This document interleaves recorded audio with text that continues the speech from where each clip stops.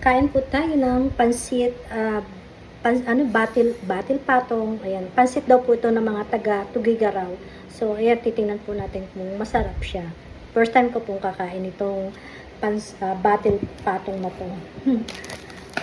Ba yan, nakakabulol yung kanyang pangalan.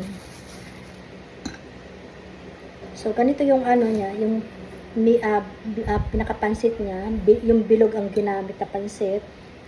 Tapos, meron naman siyang, meron siyang gulay, may Shanghai, tapos may chicharon, at saka itlog. Yan. So, tikman natin.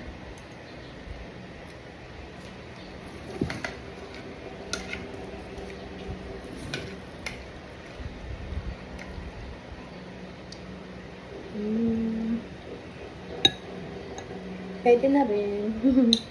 Tapos gumawa ako ng toyo na may sibuyas tsaka sili. Siguro tsaka kalamansi. Mas masarap siguro pag may ganito. Si Wally kumakain din. Ayan si Wally. Kumakain din ng pansit, ano naman yun? Pansit gisado. So, yan. Tara po, kain na tayo mga kaibigan. Nang tayo ay mabusog.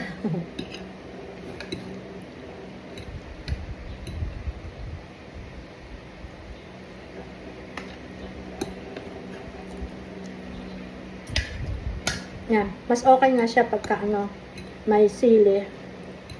Tapos may may kalamansi. Itong sauce na ito, hindi ko alam kung para saan ba ito. Suka siguro to. Baka nilalagay din dito. Tingnan natin.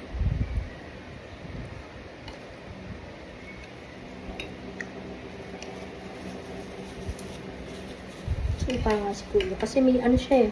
May sili. Suka nga. Baka kailangan lagyan ng suka.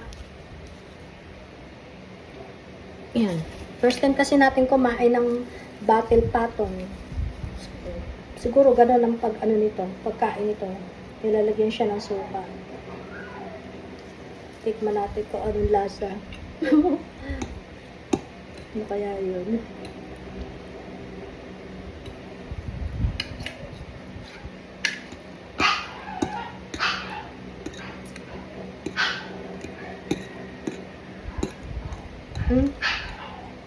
Para sa akin, mas okay yung mas okay yung may toyo na may sili at saka kalamansi at sibuyas.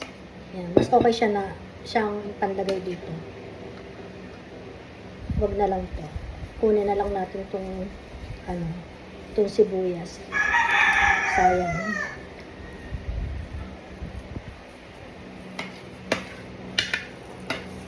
So, na to? Tanghalian.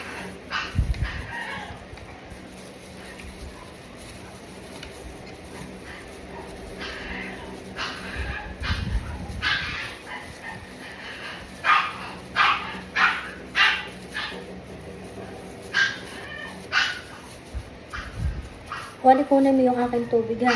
Ang tubig ko ay yung plastic na walang label. Yung walang pangalan. Pinalis ko yung pangalan. Nasarap. Ay!